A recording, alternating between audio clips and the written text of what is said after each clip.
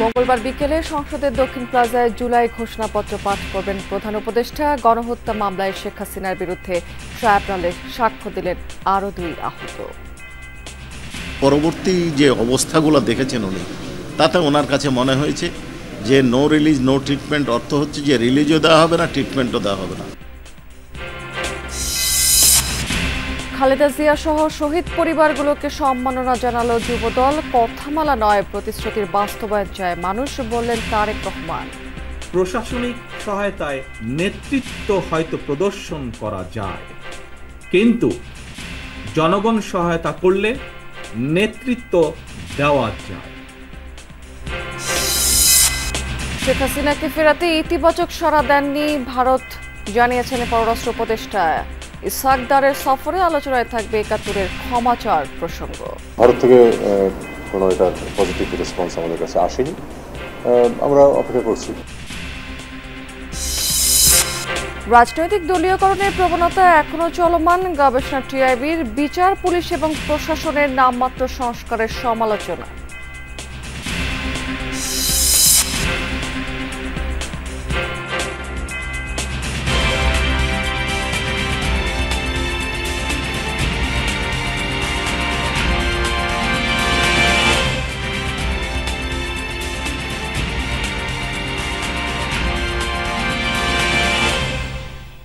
আমন্ত্রণ যমুনা নিউজে।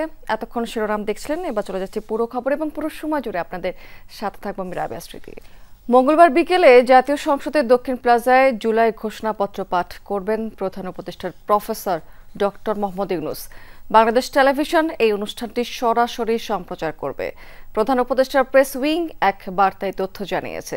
বিকেল 5টায় সব রাজনৈতিক দলের প্রতিনিধি, জুলাই শহীদ পরিবারের সদস্য এবং আহত যোদ্ধাদের উপস্থিতিতে জাতীয় সংসদের দক্ষিণ প্লাজায় এই ঐতিহাসিক জুলাই ঘোষণাপত্র পাঠ করবেন ডক্টর ইউনূস।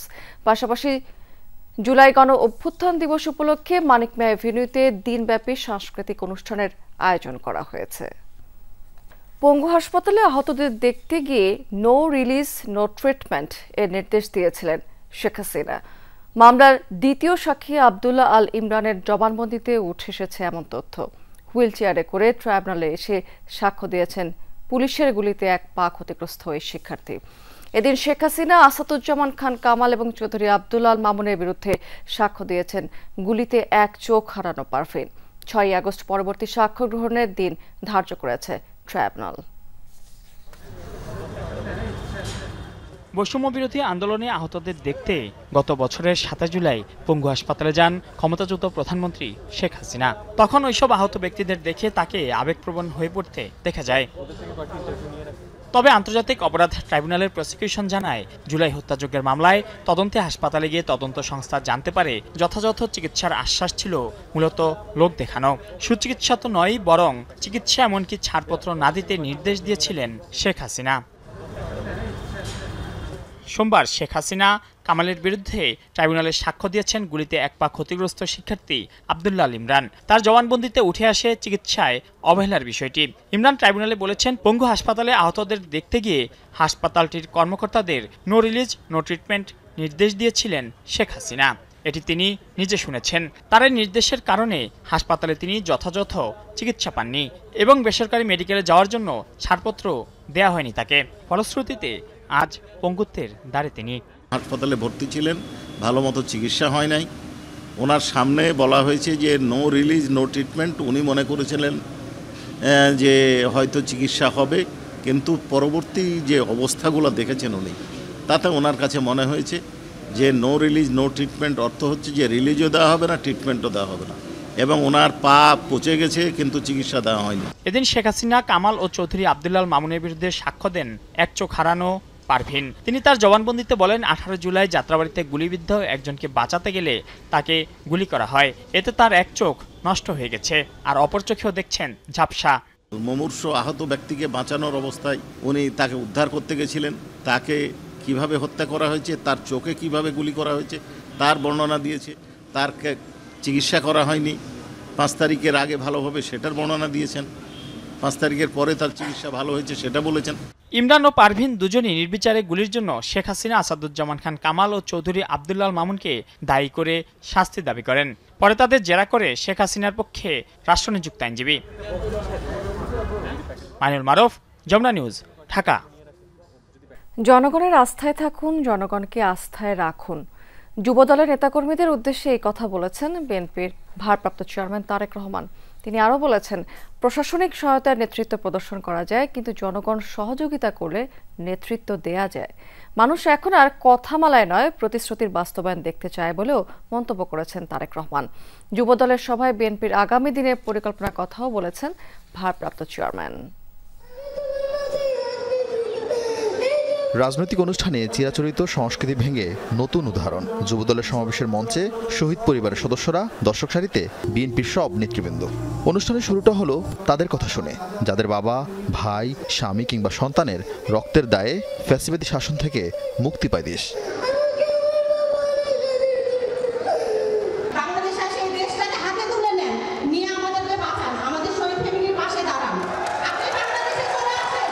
অনুষ্ঠানে যোগ দেয় ৭৮টি শহীদ পরিবারের হাতে আর্থিক অনুদান সহ উপহার সামগ্রী তুলে দেন বিএনপি মহাসচিব। পাশাপাশি এই অনুষ্ঠান থেকে বিএনপি চেয়ারপারসন খালেদা জিয়া, ভারপ্রাপ্ত চেয়ারম্যান তারেক রহমান ও মহাসচিব মির্জা ফখরুল ইসলাম আলমগীরকে সম্মাননা জানায় যুবদল। সশরীরে খালেদা জিয়া ও তারেক রহমান না থাকায় তার পক্ষে সম্মাননা গ্রহণ করেন বিএনপি মহাসচিব। রাজধানীর ইঞ্জিনিয়ারিং ইনস্টিটিউটে আয়োজিত জুলাই অভ্যুত্থানের বর্ষপূর্তি উপলক্ষে এই অনুষ্ঠানে যোগ দেন যুবদলের বিভিন্ন ইউনিটের শীর্ষ নেতারা। অনুষ্ঠানে বিএনপি নেতারা বলেন, ষড়যন্ত্র চলছে গণতন্ত্র উত্তরণের পথ বিলম্বিত করার। একটা চক্রান্ত চলছে যেন বাংলাদেশে গণতন্ত্রের ট্রানজিশন সঠিক মতো না হয়, কিন্তু আমরা এটা বিশ্বাস করি Tarique Rahman has a dream. ইনশাআল্লাহ সেই ড্রিম নিয়েই আমরা সামনের দিকে এগিয়ে যেতে পারবো। আগামীতে প্রয়োজন পড়লে আরও 17 বছর আন্দোলন করব, কিন্তু কোনো অরাজক পরিস্থিতি কিংবা কোনো স্বৈর শাসককে আমরা প্রতিষ্ঠিত হতে দেব না। অনুষ্ঠানে ভার্চুয়ালি যোগ দিয়ে বিএনপির ভারপ্রাপ্ত চেয়ারম্যান তারেক রহমান বলেন, শুধু জুলাই আগস্ট নয়, 16 বছরের নিপীড়নের শিকার রাজনৈতিক কর্মীদের মূল্যায়ন করবে বিএনপি। জুলাই আগস্টের গণ অভ্যুত্থানে যুবদলের ৭৮ জন নেতাকর্মী শহীদ হয়েছেন। জনগণ আপনাদের সঙ্গে ছিল। প্রশাসনিক সহায়তায় নেতৃত্ব হয়তো প্রদর্শন করা যায়, কিন্তু জনগণ সহায়তা করলে নেতৃত্ব দেওয়া যায়। জনগণের আস্থায় থাকুন। এ সময় আগামীর বাংলাদেশের জন্য কৃষি, শিক্ষা, স্বাস্থ্যসহ যুবকদের কর্মসংস্থানের বিএনপির পরিকল্পনার কথা তুলে ধরেন তারেক রহমান। নারী পুরুষ সবার জন্য নৈতিক মূল্যবোধ সমৃদ্ধ কর্মমুখী শিক্ষা ব্যবস্থা চালু, ক্ষুদ্র ও কুটির শিল্পের বিকাশ, প্রত্যেকটি সেক্টরকে নিয়ে বিএনপির বিভিন্ন টিম এরই মধ্যে সুনির্দিষ্ট পরিকল্পনা তৈরির কাজ করছে। আর স্বপ্ন কিংবা প্রতিশ্রুতি নয়, জনগণ এবার প্রতিশ্রুতির বাস্তবায়ন চায়। জুলাই গণ অভ্যুত্থানে 6টি বিশেষ স্থানে গ্রাফিতি অঙ্কন করেছে যুবদল। পুরস্কার দেওয়া হয় চিত্রাঙ্কন প্রতিযোগিতায় অংশ নেয়া সেই বিজয়ীদের। আরিফিন শাকিল, যমুনা নিউজ, ঢাকা। গণ অভ্যুত্থান পরবর্তী সময়ে অনেক প্রবাসী এখনো পর্যন্ত জেলে রয়েছেন এবং গ্রেফতারের শিকার হচ্ছেন। তাই তাদের দ্রুততম সময়ের মধ্যে দেশে ফিরিয়ে আনতে সরকারের প্রতি আহ্বান জানিয়েছেন এনসিপির আহ্বায়ক নাসির উদ্দিন পাটোয়ারি। বিকেলে প্রবাসে আটক জুলাই যোদ্ধাদের মুক্তির দাবিতে দলের অস্থায়ী কার্যালয়ে আয়োজিত সংবাদ সম্মেলনে এই আহ্বান জানিয়েছেন তিনি এই সময় বলেছেন, প্রবাসীদের ফিরিয়ে আনতে সংশ্লিষ্ট মন্ত্রণালয়গুলোর কোনো ভূমিকা দেখা যাচ্ছে না। নাসির উদ্দিন পাটোয়ারি অভিযোগ করেছেন এ সময় যে এক্ষেত্রে কূটনৈতিক চ্যানেলের গাফিলতি রয়েছে, সেখানে কোনো ফ্যাসিবাদের দোষর লুকিয়ে রয়েছে কিনা তা খতিয়ে দেখার ব্যাপারেও জোর দিয়েছেন তিনি। মঙ্গলবারের মধ্যেই এই বিষয়ে প্রধান উপদেষ্টাকে স্পষ্ট বক্তব্য দেওয়ার আহ্বান জানিয়েছেন এনসিপির মুখ্য সমন্বয়ক। সাধারণত হয় যে অনেকটুকু গণতান্ত্রিক প্রক্রিয়া গণ অভ্যুত্থান পরবর্তী সময়ে সেখানে অনেককে গ্রেপ্তার করা হয়েছে, অনেকের ইমিগ্রেশন ব্লক করা হয়েছে, তাদের ফ্যামিলি কিন্তু তাদের কোনো সংযোগ পাচ্ছেন না। বাংলাদেশ সরকারের কাছে আহ্বান জানাচ্ছি ওনাদের পরিবারের পক্ষ থেকে যে সরকার অতি দ্রুত সময়ের মধ্যে ওই দেশের যিনি সরকার রয়েছেন, সরকার প্রধান, তার সাথে যোগাযোগ করে তাদের ফেরত আনার ব্যবস্থা করতে হবে। পলাতক শেখ হাসিনাকে ফেরাতে ইতিবাচক সাড়া দেয়নি ভারত। প্রয়োজনে নেওয়া হতে পারে আন্তর্জাতিক সহায়তা, জানিয়েছেন পররাষ্ট্র উপদেষ্টা তৌহিদ হোসেন। পাকিস্তানের পররাষ্ট্রমন্ত্রীর আসন্ন ঢাকা সফরে ৭১-এর ঘটনায় ক্ষমা চাওয়ার এই বিষয়টি আলোচনার এজেন্ডায় থাকবে বলেও জানিয়েছেন তিনি। ফরেন সার্ভিস একাডেমিতে এক সেমিনার শেষে উপদেষ্টা এসব কথা বলেছেন। ফরেন সার্ভিস একাডেমিতে আয়োজিত জুলাই গণ অভ্যুত্থান শীর্ষক সেমিনার, এতে যোগ দিয়ে আইন উপদেষ্টা বলেন, নিশ্চিত মৃত্যু জেনেও জুলাই গণ অভ্যুত্থানে অংশ নিয়েছিল সাধারণ মানুষ। মানুষের এমন ক্ষোভের কারণ উপলব্ধি করতে পারলেই রাষ্ট্র সংস্কার সহজ হয়ে যাবে বলে মনে করেন তিনি। মিথ্যা কথা মানুষ এত কনফিডেন্টলি বলতে পারে, এত অনায়াসে বলতে পারে, এবং শেখ হাসিনা শুধু মিথ্যা কথা বলে নাই, পুরো একটা নেশনের মধ্যে এই আপনি ফরেন সার্ভিস বলেন, পুলিশ সার্ভিস বলেন, জুডিশিয়ারিতে বলেন, বিশ্ববিদ্যালয় শিক্ষকদের বলেন, সমস্ত জায়গায় একটা মিথ্যাবাদী জোচ্চোর প্রজন্ম তৈরি করতে পেরেছিল, যারা ওনার সমস্ত মিথ্যা বিশ্বাস করত। পরে পররাষ্ট্র উপদেষ্টা তৌহিদ হোসেন কথা বলেন গণমাধ্যমের সঙ্গে। বলেন, শেখ হাসিনাকে ফেরত চাইলে ইতিবাচক সাড়া দেয়নি ভারত। পাকিস্তানের পররাষ্ট্রমন্ত্রীর সফরে মহান মুক্তিযুদ্ধে গণহত্যার জন্য দেশটির ক্ষমা চাওয়ার বিষয়টিও আলোচনায় থাকবে বলে উল্লেখ করেন পররাষ্ট্র উপদেষ্টা। আমরা চেয়েছি যে তাকে ফেরত দেওয়া হোক, যাতে বিচারের সম্মুখীন করা যায়। ভারত থেকে কোনো এটার পজিটিভ রেসপন্স আমাদের কাছে আসেনি। আমরা অপেক্ষা করছি, আর ইতিমধ্যে তো বিচার প্রক্রিয়া তো শুরু হয়েছে, কারণ কেউ আসুক বা না আসুক সেজন্য তো বিচার আটকে থাকে না। কোনো সহযোগিতা নেওয়া হবে কিনা আন্তর্জাতিকভাবে? যদি কখনো প্রয়োজন মনে করে সরকার, তখন সেটা হতে পারে, কিন্তু এই মুহূর্তে সেরকম কোনো প্রয়োজন দেখছি না আমরা। আগামীতে সুষ্ঠু নির্বাচনের মাধ্যমে দীর্ঘদিনের আত্মসম্মান বিসর্জনের ধারা থেকে বাংলাদেশ বেরিয়ে আসবে বলেও আশা করেন পররাষ্ট্র উপদেষ্টা। বিশ্বাস হারানো খুব সহজ, পুনঃপ্রতিষ্ঠা কিন্তু কঠিন অনেক, সেই কঠিন কাজ আমাদেরকে করতে হবে। ধন্যবাদ। রিয়াজ রায়হান, যমুনা নিউজ, ঢাকা। এ মাসের মধ্যেই সংসদীয় আসনের সীমানা পুনর্নির্ধারণ এবং ভোটার তালিকা চূড়ান্ত করা হবে, জানিয়েছেন ইসি সচিব আখতার আহমেদ। তিনি বলেছেন, কমিশনের মেরুদণ্ড আছে বলেই সোজা হয়ে দাঁড়িয়ে রয়েছে। প্রধান উপদেষ্টার টাইমলাইনকে সামনে রেখে নির্বাচন কমিশন কাজ করছে। প্রধান উপদেষ্টা প্রতিশ্রুত ফেব্রুয়ারি থেকে এপ্রিলের মধ্যে জাতীয় নির্বাচনের লক্ষ্যে কর্মযজ্ঞ শুরু করেছে ইসি। দল নিবন্ধন, রাজনৈতিক দলগুলোর আয় ব্যয়ের হিসাব, ভোটার তালিকা, আচরণ বিধিমালা, আরপিও সংশোধন সহ বেশ কিছু কাজের প্রস্তুতি নিয়েছে কমিশন। কার্যক্রমের অগ্রগতি জানাতে গণমাধ্যমের সাথে কথা বলেন ইসি সচিব আখতার আহমেদ। জানান, 30 সেপ্টেম্বরের মধ্যে নির্বাচনী সরঞ্জাম কেনা শেষ হবে। ভোটের প্রস্তুতি, বিগত নির্বাচনে অনিয়মের জের এবং প্রশাসনিক কাজের অংশ হিসেবে সব মিলিয়ে 200 কর্মকর্তা কর্মচারীদের বদলি করা হয়েছে। 2রা মার্চে যেটা ফাইনাল করেছি, আর এখন হচ্ছে যে বাদ পড়া ভোটার, আর একটা হচ্ছে নতুন ভোটার, এই 3টা তালিকা এই বছর প্রকাশিত হবে। নির্বাচনী এলাকার সীমানার যে আপত্তি থাকবে সেগুলো পর্যালোচনা গণশুনানির মাধ্যমে আমরা এটাকে ইনশাআল্লাহ চেষ্টা করব যে এই মাসের ভিতরে জিনিসটাকে কমপ্লিট করে নিতে। এক প্রশ্নের জবাবে তিনি বলেন, কমিশনের উপর আস্থা রাখা না রাখা রাজনৈতিক বক্তব্য। আমরা মেরুদণ্ড না থাকলে আমি সোজা দাঁড়িয়ে আছে কি করে, নাম্বার 1। নাম্বার 2 হচ্ছে যে দ্বিতীয় জিনিসটা হচ্ছে যে এটা দেখেন, রাজনৈতিক বক্তব্য আমার এরিয়া না, আমার জায়গাটা হচ্ছে প্রশাসনিক ব্যাপার। এ ব্যাপারে প্রথম উত্তরটাই যদি আপনি নেন, এখনো পর্যন্ত তো সোজা আপনাদের সামনে দাঁড়িয়ে আছে, এবং আপনারা দোয়া করেন যেন এভাবে দাঁড়িয়ে থাকতে পারি। ব্রিফিংয়ে জানানো হয়, সেপ্টেম্বরের দ্বিতীয় সপ্তাহে ইউরোপীয় ইউনিয়নের একটি পর্যবেক্ষক দল আসবে সংসদ নির্বাচনের প্রস্তুতি দেখতে। প্রি ইলেকশন অবজারভেশনের জন্য আসবেন। লাভলি বিথি, যমুনা নিউজ, ঢাকা। নির্বাচন নিয়ে অন্তর্বর্তী সরকারের কোনো সুস্পষ্ট রোডম্যাপ না থাকায় রাজনৈতিক অস্থিরতা তৈরির শঙ্কা রয়েছে। দলীয়করণের প্রবণতায় বিচার, পুলিশ এবং প্রশাসনে কাঙ্ক্ষিত সংস্কার হয়নি, এমন সব মত উঠে এসেছে টিআইবির এক গবেষণায়। পাশাপাশি ডক্টর ইফতেখারুজ্জামান প্রশ্ন তুলেছেন, রাজনৈতিক দলগুলোর ভেতরে সংস্কার না হলে তারা কিভাবে দেশের সংস্কার করবে। জুলাই গণ অভ্যুত্থানের পর এরই মধ্যে অন্তর্বর্তী সরকার পার করেছে প্রায় 1 বছর। ছাত্র জনতার প্রত্যাশা আর প্রাপ্তির খোঁজ করেছে টিআইবি। একই সাথে জুলাই অভ্যুত্থানে নির্বিচারে হত্যার বিচার ও এর প্রক্রিয়ার বিষয়টিও গবেষণায় তুলে ধরেছে সংস্থাটি।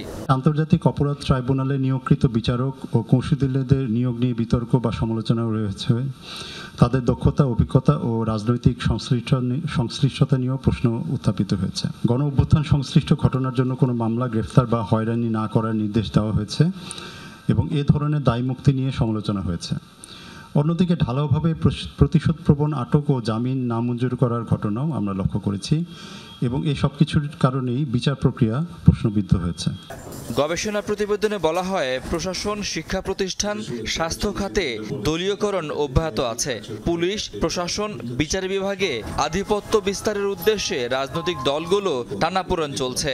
সরকারের পক্ষ থেকে কোনো কোনো ক্ষেত্রে প্রশ্রয় দেওয়ার প্রবণতার কথাও উঠে এসেছে প্রতিবেদনে। টিআইবির নির্বাহী পরিচালক ডক্টর ইফতেখারুজ্জামান বলেন, তথ্য ও মানবাধিকার কমিশন 1 বছরেও গঠিত হয়নি। এটি বিরল রেকর্ড। ফেব্রুয়ারিতে হয়তো নির্বাচন হবে। আমরা আশা করব, ধারণা করব যে সেটাই বজায় থাকবে। পথটা খুব যে সহজ না, এর মধ্যে খুব অস্থিতিশীলতা যে হবে না, রাজনৈতিক বা অন্য ধরনের অস্থিতিশীলতা হবে না, সেটা বলা কঠিন।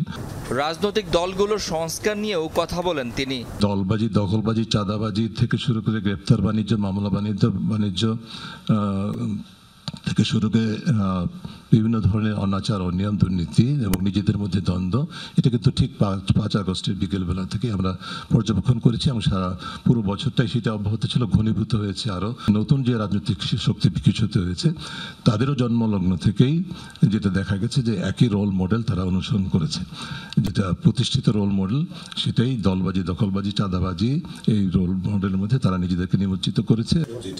গণমাধ্যমের স্বাধীনতা অন্তর্বর্তী সরকারের আমলেও নিশ্চিত হয়নি বলে উল্লেখ আছে টিআইবির এই গবেষণায়। তাদের মধ্যে 2 জন বোধহয় সরকার এখন আছেন, সেই হিসাবে kings party. Shakil Hasan, Jamuna news, Dhaka. 5ই আগস্ট নিয়ে শঙ্কার কোনো কারণ নেই, বরাবরের মতোই সতর্ক রয়েছে সরকার, জানিয়েছেন স্বরাষ্ট্র উপদেষ্টা অবসরপ্রাপ্ত লেফটেন্যান্ট জেনারেল মোহাম্মদ জাহাঙ্গীর আলম চৌধুরী। সকালে স্বরাষ্ট্র মন্ত্রণালয়ে আইন শৃঙ্খলা বাহিনীর সাথে বৈঠক শেষে একথা জানিয়েছেন তিনি। উপদেষ্টা এ সময় বলেছেন, আইন শৃঙ্খলা পরিস্থিতির উন্নতি কাঙ্ক্ষিত মাত্রায় হয়নি, তবে সরকার সর্বোচ্চ চেষ্টা করে যাচ্ছে। মব আগের চেয়ে কমেছে মন্তব্য করে জাহাঙ্গীর আলমের সময় বলেছেন যে নির্বাচন ঘিরে আইন শৃঙ্খলা বাহিনী সজাগ রয়েছে। এক প্রশ্নের জবাবে তিনি বলেছেন যে যে দল বেশি দুর্বল তাকে বেশি নিরাপত্তা দেওয়া হচ্ছে। 5ই আগস্টের সঙ্গে দেখেন তো কোনো ধরনের আতঙ্কের কোনো কারণেই নেই। আল্লাহ দিলে সব কিছু, সব প্রোগ্রাম হবে এবং সব ভালোভাবে হয়ে যাবে আল্লাহ দিলে। এটা আপনাদের সাহায্য এবং সহযোগিতা দরকার। কমলো হার্টের স্টেন্ট বা রিং এর দাম। কোম্পানি ভেদে এর পরিমাণ 3,000 থেকে 88,000 টাকা পর্যন্ত। রোববার 3টি বিদেশি কোম্পানির 11 ধরনের রিং এর খুচরা মূল্য বেঁধে দিয়ে প্রজ্ঞাপন জারি করে স্বাস্থ্য মন্ত্রণালয়। এর ফলে কম টাকায় সেবা পাবেন এখন রোগীরা। রক্তনালীতে ব্লক ধরা পড়লে বসানো হয় স্টেন্ট বা রিং। উদ্দেশ্য রক্ত প্রবাহ স্বাভাবিক রাখা। বছরে প্রায় 50,000 রিংয়ের চাহিদা বাংলাদেশে। হার্টের রিংয়ের দাম নিয়ে অভিযোগের শেষ নেই, মাঝে মধ্যেই দাম বাড়ে কমে। ইচ্ছে মতো দাম নির্ধারণের অভিযোগও আছে। এর পেছনে ছিল ঔষধ প্রশাসন অধিদপ্তরের একটি সিন্ডিকেট। যুক্তরাষ্ট্রের কোম্পানি অ্যাবোটের স্টেন্ট ভারতে 52,000 টাকা দাম, আর বাংলাদেশে তা 1,40,000। এছাড়া কয়েকটি রিংয়ের দাম ভারতের তুলনায় বাংলাদেশে প্রায় দ্বিগুণ। এবার ভারতের সঙ্গে মিলিয়ে রিংয়ের দাম ঠিক করে দিল সরকার। মন্ত্রণালয়ের সিদ্ধান্ত পেয়েছি, এটা আশা করি যে খুব একেবারেই স্বল্প সময়ের মধ্যেই মানুষই কম দামে এই জিনিসগুলো পাবে। এখন অলরেডি ইম্পোর্টারদের হাতে হয়তো কিছু প্রোডাক্ট থাকবে, ওনারা যেটা জানিয়েছেন সচিবালয়, মন্ত্রণালয়, সেই কথাগুলো হয়তো মহাপরিচালক মহোদয় বিবেচনায় এনে as early as possible এটা হয়ে যাবে ইনশাআল্লাহ। স্টেন্টের মুনাফার একটা অংশ হাসপাতাল ও কিছু চিকিৎসকের পকেটে যেত। স্বাস্থ্য মন্ত্রণালয়ের নির্দেশনায় বলা হয়েছে, রিংয়ের দামের সঙ্গে সার্ভিস চার্জ হিসেবে 5 ভাগ টাকা আদায় করা যাবে না। আমাদের দেশে জিনিসটার দাম বেশি ছিল, কারণ ডলারের বিনিময়ে বা ইউরোর বিনিময়ে আমাদের মুদ্রার মানও তো ভারতের চাইতে কম। এই নির্ধারিত এই দামে আমরা দিতে পারলে রোগীদের তো অবশ্যই উপকার হবে, কারণ এখন ধরেন স্টেন্টের ব্যবহার আজকের থেকে 30 বছর আগে যা ছিল তা কয়েক শত গুণ বেড়ে গেছে। কার্ডিয়াক স্টেন্টের সঙ্গে খুচরা মূল্য ছাড়া যেন কার্ডিওভাস্কুলার ও নিউরো ইমপ্ল্যান্ট ডিভাইস কেনা না হয় সে বিষয়েও তদারকির জন্য নির্দেশনা দিয়েছে স্বাস্থ্য বিভাগ।